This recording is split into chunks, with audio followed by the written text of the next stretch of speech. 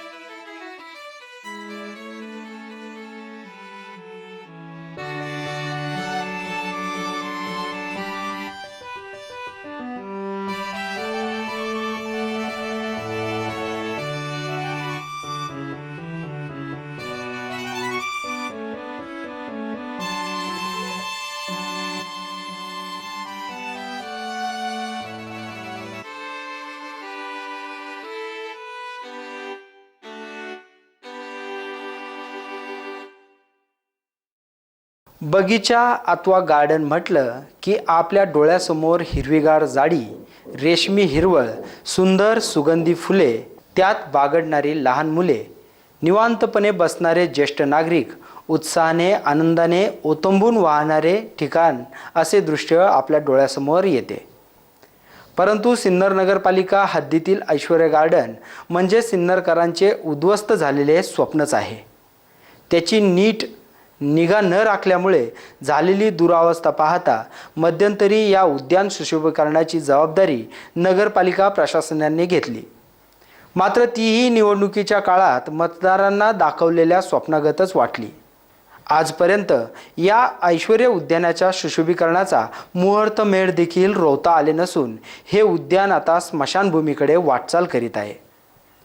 लाखो रुपये खर्च करून निर्माण झालेले हे उद्यानाकडे सध्या कुणाचेच लक्ष नाहीये आणि होणाऱ्या नुकसानीचे साधे सोयरसूतक देखील कुणाला नाहीये। जनतेच्या करातून वाया गेलेला खर्च भकास नजरेने पाहण्याशिवाय इतर गत्यंतर करदात्यांना उरत नाही। SN न्यूजसाठी अक्षय गायकवाड।